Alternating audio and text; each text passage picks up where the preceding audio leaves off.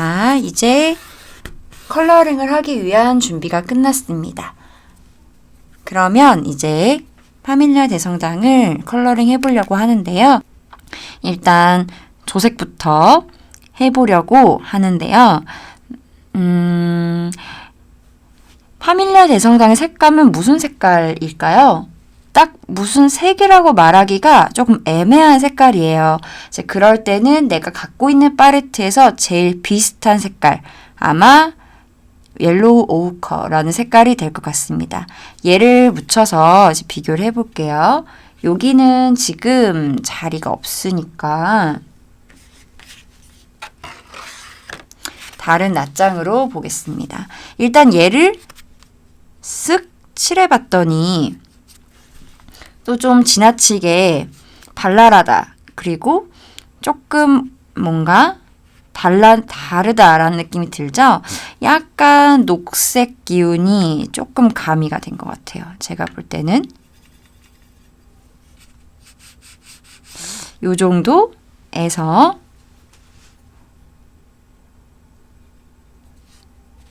물이 많아지면 어떻게 될까요? 밝은 느낌. 그래도 조금 뭔가 아쉽다. 다시. 일단 채도를 떨어뜨리기 위해서 검정색을 살짝 섞어서 좀 비슷해진 것 같죠? 요 정도 톤이고 약간 붉은 기운도 느껴져요.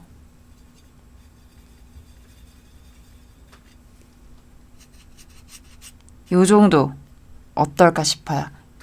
지금 보셨나요? 자, 그러면 지금 제가 섞은 색깔 하나, 둘, 셋, 넷, 네 가지 섞었어요. 좀 유사색이어서, 그러니까 유사색이라기보다는 지금 거의 한 가지 색감에서 움직이는 부분이어서 좀 처음에 많이 만들어 놓으면 좋은 것 같고요. 여기다가 조금씩 섞어서 혹은 물을 조절을 해가지고 명도를 조절해 볼 겁니다. 자, 그러면 저는 사실 실제로 제가 혼자 그림을 그릴 때 너무 사진의 색감을 그대로 옮기려고 하는 편은 아니에요. 그래서 요 실제 색감을 베이스로 하되 조금 더 약간 재미를 더해준다고 봅니다. 예를 들어 요리를 할 때 우리가 약간의 MSG를 빌리듯이 약간 요 색감 베이스에서도 조금씩 내가 섞은 네 가지 색깔을 약간 움직이면서 진행을 할 거예요. 자, 무슨 말이냐 한번 보도록 할게요. 일단 기본적인 베이스 컬러부터 해볼 건데요. 지금 요 사진은 빛이 왼쪽에서 오고 있죠. 그리고 사실 중간 톤이 많이 없고 대비감이 강해서 밝은 거, 어두운 거 두 가지 레이어로 진행하면 될 것 같아요. 레이어라는 거는 뭐 층이라는 뭔가 두 번에 한다. 자, 내려올게요. 여기서 또 제가 많이 쓰는 꿀팁은요. 저는 일부러 좀 하이라이트를 남겨요. 하이라이트라는 거는 종이의 흰색을 활용한다는 뜻이에요. 자, 그러면 제가 쓰는 지금 칠하고 있는 색깔이 좀 중간 톤이 되고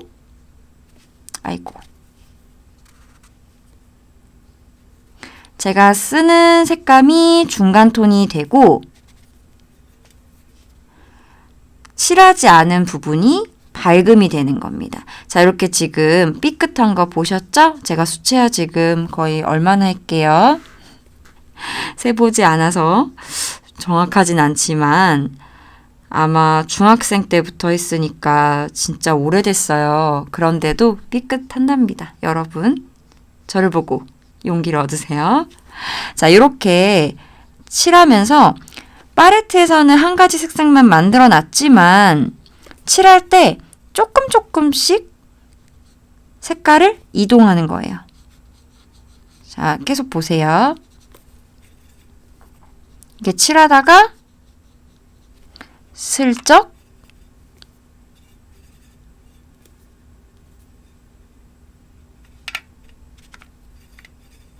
연두색을 조금 섞은 색깔로 이동한다. 여기랑 좀 다르죠?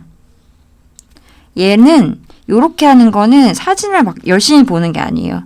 그냥 사진이 말하는 기본 색상 안에서 이제 조금 변주를 주는 거예요. 이렇게 가다가 살짝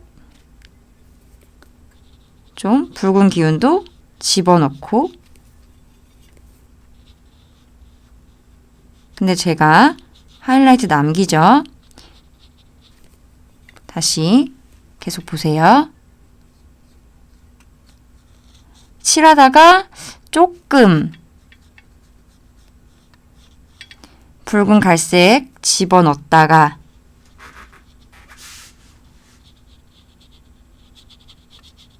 다시 연두색도 살짝 찍으시면 돼요. 너무 많이 찍으면 아까 제가 한 것처럼 너무 변화가 많을 수 있으니까 조금 은근슬쩍. 요거는 어렵지 않아요. 그냥 내가 칠하는 과정에서 어차피 팔레트를 다시 가야 되잖아요. 얘한테 묻은 물감이 부족해져서 얘를 갈 때 조금씩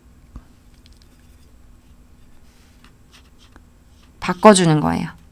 이제 그러면 지금 색감은 은근슬쩍 조금 변하고 있지만 사실 명도는 유지되고 있는 거거든요. 밝기는 비슷하다는 거죠. 이게 무슨 말이냐? 지금 제가 하고 있는 그림을 흑백 사진으로 찍으면 거의 비슷한 회색이라는 뜻입니다. 중간 톤의 회색이 되겠죠?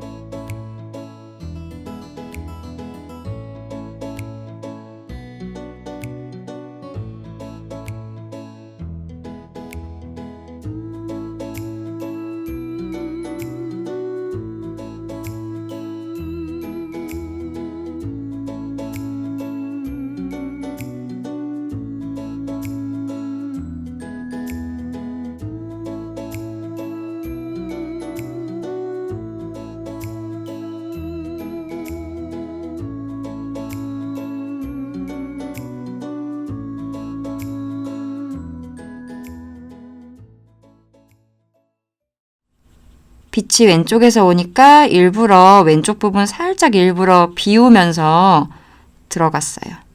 자, 이렇게 들어갔죠? 또 할 데가 없나 보면 나무를 한번 슬쩍 해볼까요?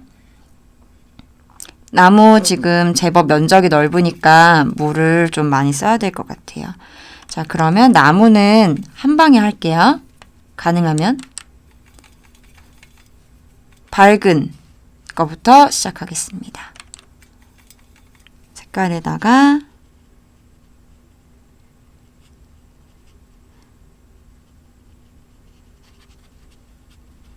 밝은 녹색? 약간 밝은 올리브 그린의 느낌이 있는 부분에 이제 슬쩍슬쩍 가는데 지금 제가 물감도 많고 물도 많은 상황이에요. 그러니까 제가 얘네를 한 번에 한 바퀴 돌고 조금 더 진한 녹색을 만들어 왔을 때 얘네가 안 말라 있다는 얘기죠. 이렇게요. 자, 이렇게 뭔가 색감의 경계가 많이 없이 작업을 뭔가 하기 위해서는 손이 빠르거나 아니면 초벌, 먼저 칠한 색깔이 물이 많거나 둘 중에 하나만 지켜주면 돼요. 이제 그러면 시간을 벌 수 있다는 거죠. 지금 전체적으로 진행하고 있어요. 나무 부분. 외로워 보이네요. 그쵸? 괜찮아요? 만져줄 거니까. 자, 이 상태에서 조금 더 이제 파릇파릇한 색감도 들어가야 될 것 같죠?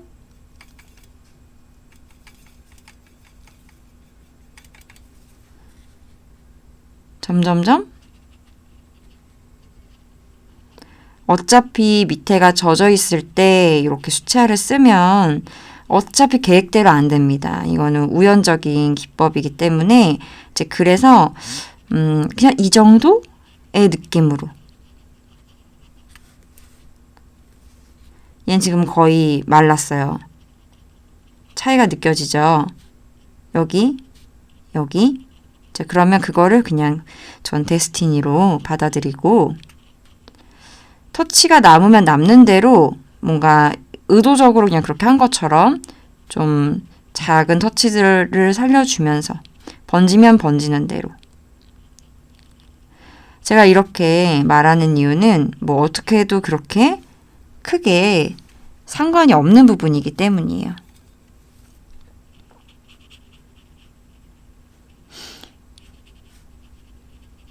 전체적으로 이제 녹색 부분.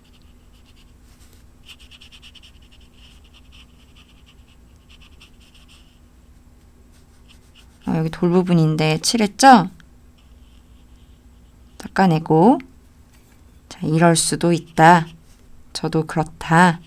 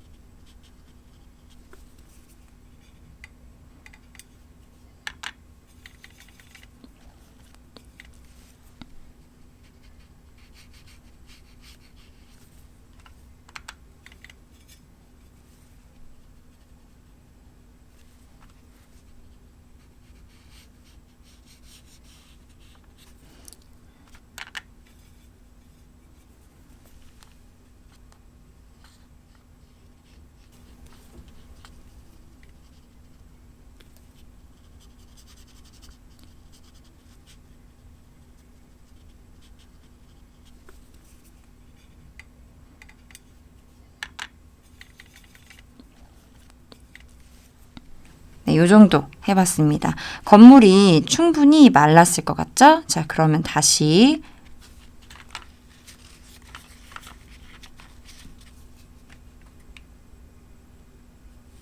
분무를 한번 닦고 아까 만들었던 색깔 똑같이 만들 필요가 이제 없어요. 왜냐하면 밑에 베이스가 충분히 변화를 많이 갖고 있기 때문에 색감 변화를 이제 어두운 부분은 뭔가 옐로우 오커랑 블랙이랑 두 가지만 섞어도 충분할 것 같습니다. 자, 이 상태에서 그리고 하나를 더 섞었어요. 저도 모르게.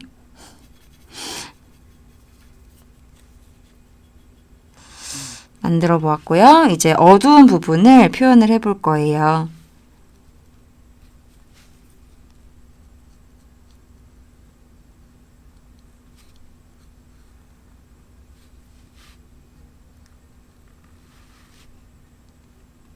전체적으로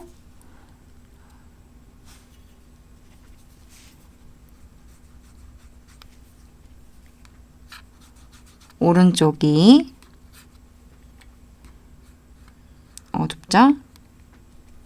지금 얘는 원기둥이기 때문에 물로 풀어서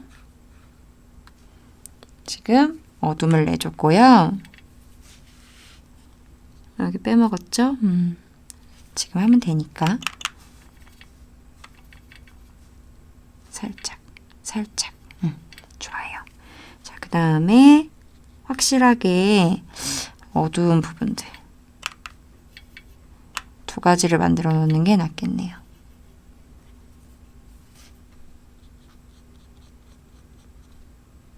펜으로 뭔가 토닝을 만들어 놨다고 하더라도 수채화로 한번 묶어주는 게 훨씬 더 안정적이에요.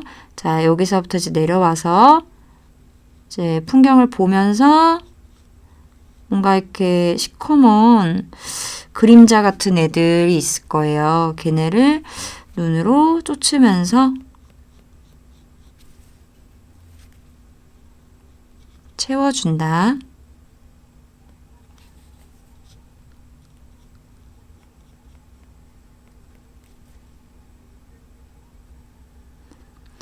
그림자의 경계가 아주 가위로 오려낸 것처럼 또렷하다는 거, 햇빛이 쨍쨍한 날이었다 라는 거. 그러면서 우리가 아까 펜으로도 좀 뭔가 어둠을 툭툭 쳤던 것처럼 물감으로도 좀 이렇게 지나가주면 좋아요. 경계들을. 그러면 더 그림자가 진 것 같은 느낌이 들거든요.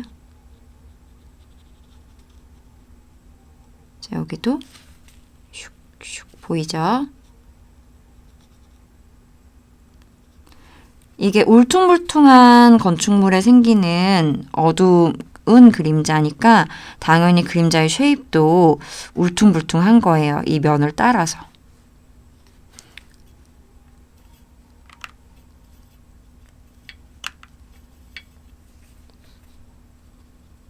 지금 보세요. 확실히 수채화로 한번 묶은 것과 안 묶은 거 차이가 있죠.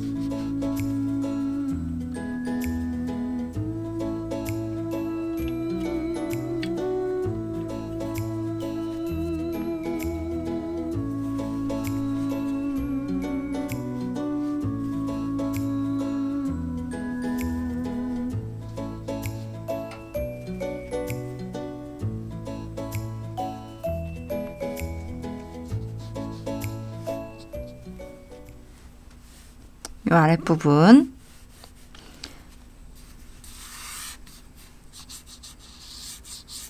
물을 발라놓고요.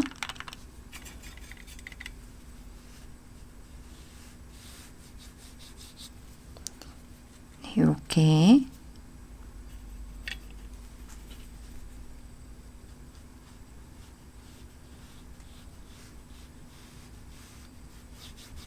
그림자 부분으로 처리를 해볼게요.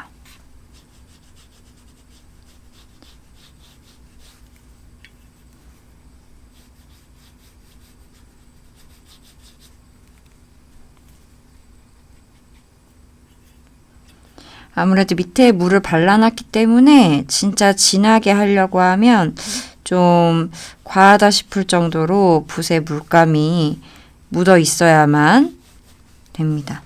요 정도 느낌으로 처리해 봤고요. 나머지 부분들 조금 더 나무 부분에서 어두우면 좋은 부분들이 보이는 것 같아요. 아까 썼던 색을 재활용해서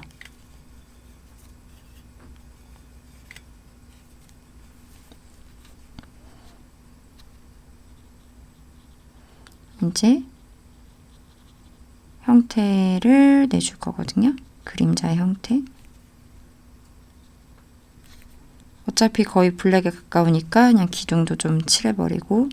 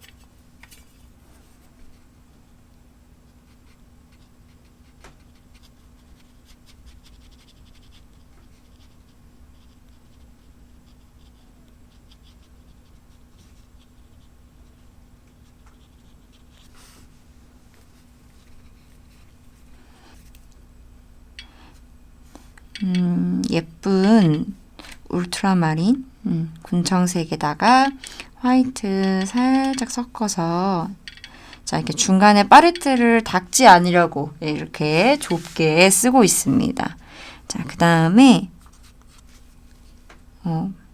다음에 라고 하자마자 바로 들어갔죠? 자 물을 써가지고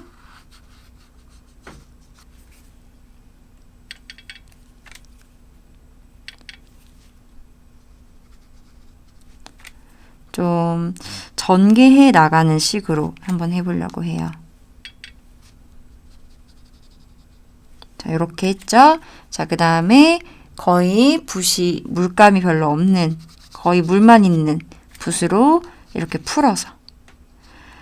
지난 시간에는 전체적으로 깔아서 진행을 했었잖아요. 이제 그러다 보니까 뭔가 내가 컬러링하는 그 하늘에서 내가 칠하는 면적을 다 내가 한 번에 컨트롤해야 되거든요. 근데 이런 식으로 부분적으로 할 수도 있다는 거를 좀 보여드리면 좋을 것 같아서요. 뭔가 블루 컬러가 있는 부분을 내가 할 수 있는 만큼 하고 경계를 빠르게 녹여서 녹이는 이유는 지금 사진에서 구름의 경계가 거의 안 드러나는 느낌이어서 그런 거죠. 잘 안 된다. 힘 주어서 문지르면 어느 정도는 돼요. 그게 뭔가 내가 할 수 있는 부분. 그러니까 수채화가 생각보다 그렇게 빨리 완전히 마르는 데는 시간이 걸리기 때문에 뭔가 내가 끝낼 때까지는 끝나지 않았다라는 느낌으로 하면서 또 이렇게 은근슬쩍 터치감을 주거나 이 구름에서 느껴지는 모양으로 붓을 써주면 이 경계가 완벽하게 녹지 않아도 좀 이렇게 자연스러워 보이는 효과가 있어요. 약간. 그러니까 항상 저는 수채화를 쓸 때 뭔가 내가 수채화를 색칠하는 거야 라기보다는 뭔가 수채화로 표현한다. 뭐 수채화로 드로잉을 한다. 이런 느낌이 더 좋을 것 같아요. 그리고 우리가 또 마스킹 테이프도 쓰니까 이왕이면 그림의 가장자리 부분에 뭔가 컬러가 묻어 있으면 나중에 떼었을 때 어디까지가 딱 그림이다. 이런 느낌도 더해질 수 있어서 좋거든요. 자, 이렇게 전체적으로 거의 적셨죠? 이 상태에서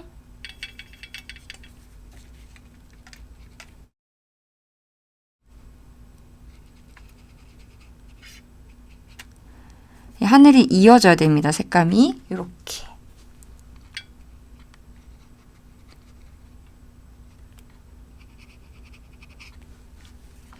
하면서 좀 제가 좋아하는 느낌은 요런 데에도 같은 하늘 톤을 살짝 넣어주는 거예요.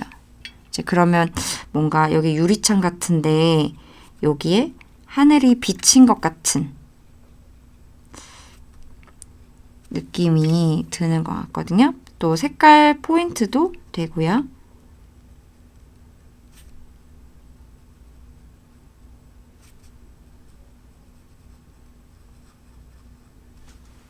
네, 요렇게까지 거의 다 되었습니다.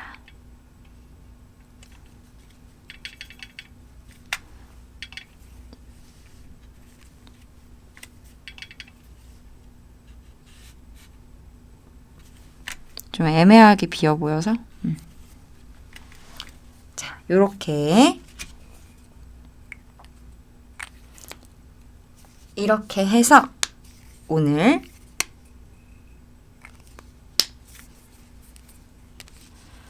파그밀라 대성당 함께 그려보았습니다. 아무래도 그동안 그렸던 그 소재들 중에서 가장 뭔가 복잡하게 느껴지기도 하고 또 요소가 좀 많았던 것 같아요. 지난번에 산토리니는 건물만 많은 느낌이었는데 그쵸? 얘는 앞에 좀 잘 보이는 나무도 있고 건물도 뭔가 무시하기 어려운 정도의 디테일들로 두 채나 있기 때문에 이제 그래서 점점점 다른 양상으로 또 이렇게 그려보면서 우리가 조금씩 한 발짝 한 발짝 나아가고 있다고 생각합니다. 자, 그러면 어느덧 완성되었고요. 다음 시간에 뵙도록 하겠습니다. 감사합니다.